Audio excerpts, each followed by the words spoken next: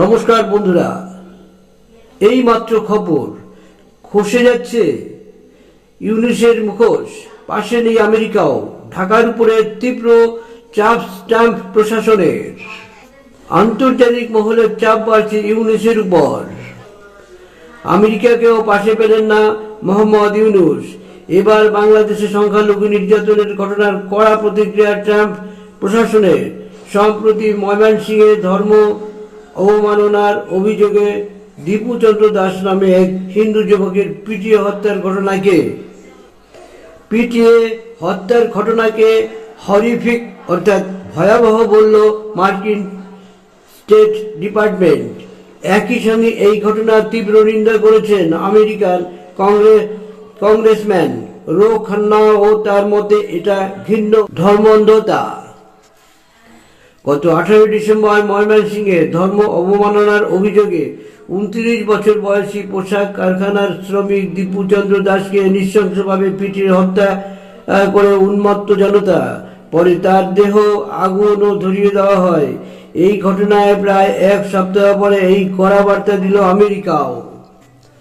সংবাদ সংস্থা IANS-কে মার্কিন স্টেট ডিপার্টমেন্টের এক মুখপাত্র বলেন, আমেরিকা যে কোনো ধরনের ধর্মীয় হিংসার তীব্র নিন্দা করে। তিনি আরও জানিয়েছেন, সর্বদা ধর্মীয় স্বাধীনতা ও মত প্রকাশের স্বাধীনতার পক্ষে আমেরিকা। তবে ইউনুস সরকারের উপর এখনো ভরসা রাখছেন ওয়াশিংটন ডিসি।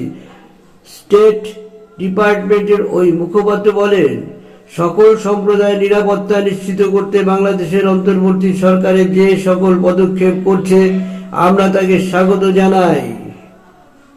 অন্যদিকে প্রভাবশালী Democrat Congressman Ro Khanna social মিডিয়ায় লিখেছেন, ঘৃণ্য ও ধর্মান্ধতার এই জঘন্য কর্মকাণ্ডের বিরুদ্ধে আওয়াজ তুলতেই হবে।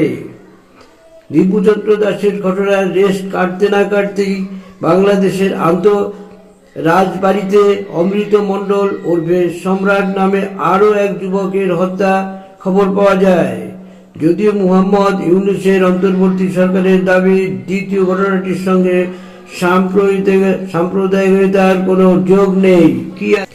তবে মোহাম্মদ ইউনুস যতই বাংলাদেশের সংখ্যালঘু নির্যাতনের বিষয়টিকে কার্পেটের তলায় আড়াল করার চেষ্টা করুন না কেন, পরপর এই দুই ঘটনায় বাংলাদেশের সংখ্যালঘুদের নিরাপত্তা নিয়ে উদ্বেগ ক্রমে বাড়ছে। আন্তর্জাতিক মহলে কড়া প্রতিক্রিয়া দিয়েছে ভারতও। ওই অবস্থায় আমেরিকার এই কড়া অবস্থান ঢাকার উপরে নতুন করে চাপ সৃষ্টি করবে বলেই মনে করা হচ্ছে বিশেষজ্ঞ মহল। অবশ্য তোকে তো গিলেই খাবে, বাংলাদেশকে বলছি। ইউনুস একটা বড় পাঠা।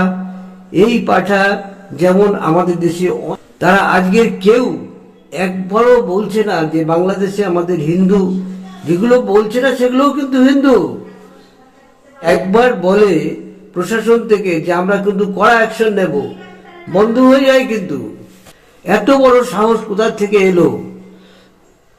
শুভেন্দু বাবু, আপনাকে একটা অনুরোধ করব, একদম ডাইরেক্ট আপনার নাম নিয়ে বলা হচ্ছে, খাবার দাবার এখান থেকে যা যাবে বন্ধ করে দিন, সোজা বন্ধ করে দিন। এই খাবার অন্য কোনো রাজ্যে চলে যাক, বাংলাদেশে যাবে না, সেই ব্যবস্থা করুন। এটা না করলে ওদের ভাতে একবারে নিঃশেষিত করে দিতে হবে। কেননা জায়গা তো কোথার থেকে খুঁজে পাবে না যে কোন জায়গা থেকে মাল নিয়ে এসে খাবে।